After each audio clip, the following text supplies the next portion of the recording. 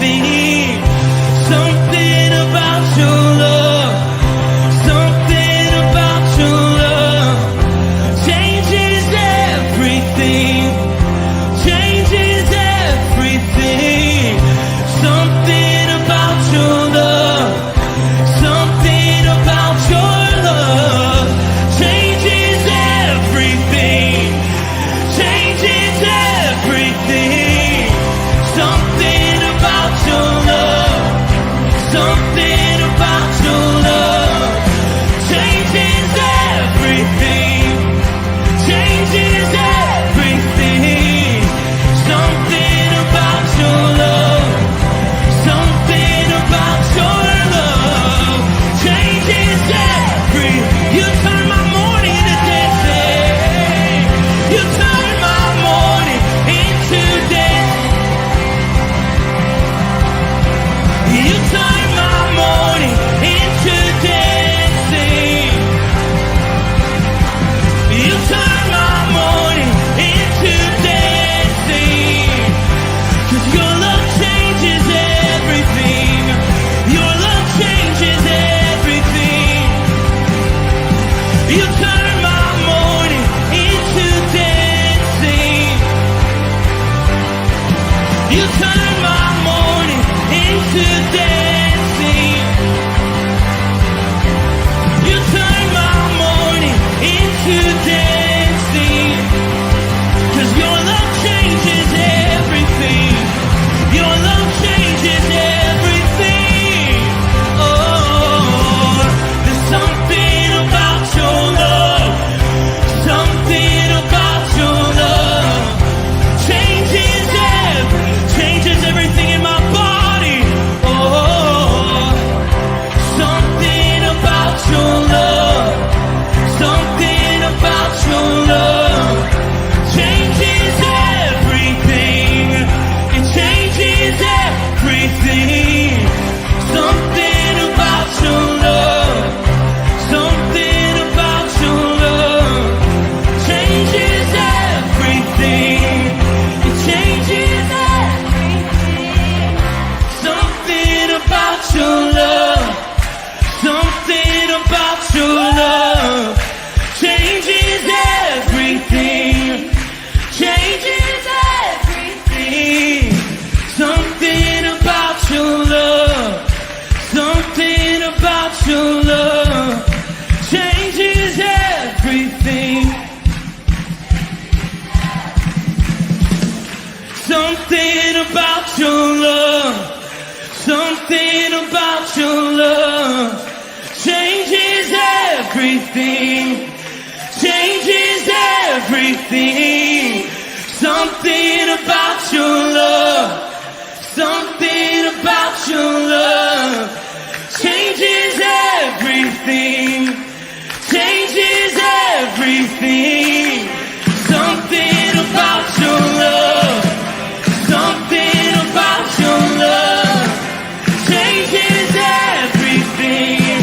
You turn my morning into dancing. You turn my morning into dancing. You turn my morning into dancing. You turn my morning into dancing. You turn my morning into dancing. Something about your love. Something about your love changes everything. Good morning, Rooted Men, and happy and blessed Wednesday morning. Great to have all of you on board as we're looking at Joshua chapter 9 and Israel's encounter with the Gibeonites. Steve kicked us off yesterday, and we're going to take this event further as we move on today. But first, let's say hi. I think I was first out there on X. Good morning, Rooted Men. Chuck B, shalom, gentlemen. Bert Reggiani, good morning, gentlemen. Ken Gooch, good morning, fellow brothers in arms. Chris Connolly, good morning. Well, and there's more out there. I can see you. Feel free to chime in by typing a hi or say hello. Yes, so we're going to be looking at the Gibeonites. Now, who can blame them, right? It is so interesting that in the same situations, some people can be so inept, so not seeing what's in front of their face. And then others seem to have an uncanny ability to see, even from a distance, some things and see the pattern and go, oh my goodness, right? The Gibeonites have heard even what God did for the Israelites in the when they were on the other side of the Jordan. They've already heard of those things. And I want you to see, they're not saying, who is this nation of Israel? Who are these people? It's, who is this God? I mean, they know that impossible things happened in the desert, that they won wars they should have never won, that they were fed manna and quail. I mean, they heard the stories. Others heard it probably and thought it was mythology, thought maybe it was just, exaggeration. The Gibeonites and the leaders of the Gibeonites see it. And they see what happened to Ai. They see what happened to Jericho. And so they come up with this amazing plan. Like, let's fool them. Let's trick them into having a treaty with us. It makes a lot of sense, right? So we're going to take some stale bread and we're going to take some wineskins that are all worn out, and we're going to take clothing that's all worn out. We are going to make them, we're going to appear that we've come from a long distance. And we are going to try to get these Israelites to have a treaty with us rather than them destroy us. I call that 2020 vision. These Gibeonites see the writing on the wall. They see what's happening. They are adding it all up, and they see it clearly. So let me continue where Steve stopped, and we're going to start at verse 7, and we're going to go to 15. But the men of Israel said to the Hivites, perhaps you live among us. Then how can we make a covenant with you? Well, they are asking the right question, aren't they, these Israelites? But notice who they're asking. The very people that are trying to betray them and trick them. Anybody want to say it really loud? Who aren't the Israelites asking? Yeah. It's going to come up pretty soon, right? It's so obvious. Once again, they don't go to God. Lesson here. This is the only lesson in this whole message. So he goes on and says, how can we make a covenant with you? And they said to Joshua, we are your servants. And Joshua said to them, who are you and where did you come from? They said to him, from a very distant country your servants have come because of the name of the Lord your God. Wow. They could care less really about Joshua. They fear this God. In one sense, although they haven't gone directly to this God, they are reacting to this God even better than Joshua. Insane, isn't it? For we have heard a report of him and all that he did in Egypt. Whoa, all the way back to Egypt. And all that he did to the two kings of the Amorites who were beyond the Jordan, to Sihon, the king of Heshbon, and Og, the king of Bashan, who lived in Ashtaroth. So our elders and all the inhabitants of our country said to us, take provisions in your hand for the journey and go meet them and say to them, we are your servants. We are not your enemy. We're willing to become your servants. Come now, make a covenant with us. Here is our bread. It was warm when we took it from our houses and as our food for the journey, and now it's a bunch of dry crumbs. These wineskins were new when we filled them, and behold, they have burst. These garments and sandals of ours are all worn out from our long journey.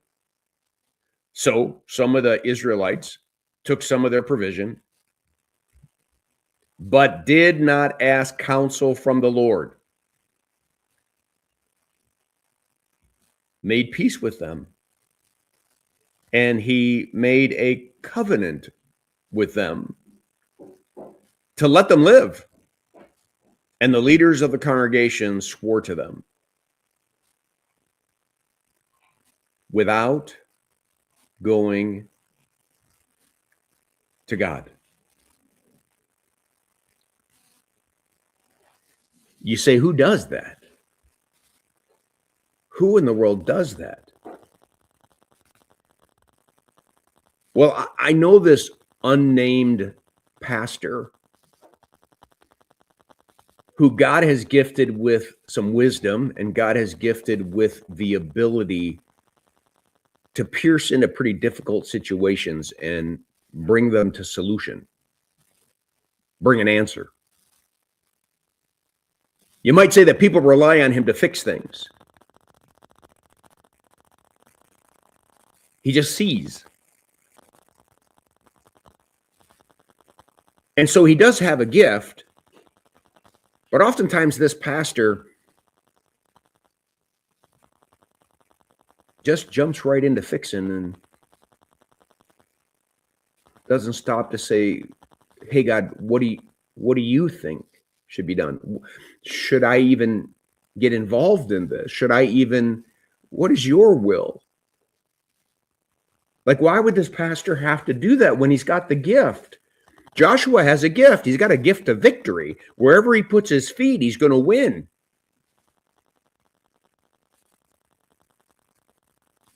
Like, why can't I use my gift and my wisdom to see the obvious and make this covenant with these Gibeonites? Because, hey, they're being upfront. And I'm a leader. I should know. So this pastor that I know and this leader, Joshua, are too similar in a negative way. They don't often enough ask the question, should I step in and fix right now? Lord, what do you think? Guide me, direct me. Is it better that I say nothing, or is it better that I say something? Should I give it some time? What do you say, Lord?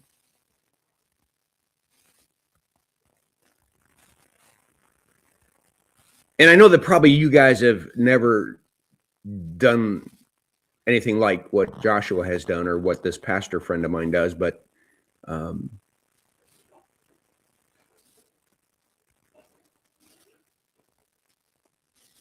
you can only guess that this is not going to go well with Joshua. Peering into tomorrow, you know what's going to happen, right? They're going to find out they made a covenant with not a nation that's far away, but a nation that's very near. And all he had to do was ask God. You see, from the very beginning of Joshua's leadership, you have to rely on me and my words. Don't look to the right or don't look to the left. Be strong and courageous. Don't be terrified. Don't be discouraged, because I'm with you. But you got to bring me. I mean, didn't he learn from AI sending in 3,000 people and getting their butts kicked? Well, that pastor friend that I'm talking about, he hasn't always learned it either. When to be still, when to wait. Just jumps in, fixes. But not always, maybe the result is what was expected or what God may have wanted. So I guess I would just say, if there's anything to take out of this devotion, is where are you involved in trying to solve a problem, fix a problem, and have you gone to God yet and asked for guidance and asked for direction? All right. I'll leave it at that. I'll be back in a bit for the Strengthening Our Roots and prayer. Blessings on your day. Make it a firmly rooted day, and may someone see Jesus in us today. Peace.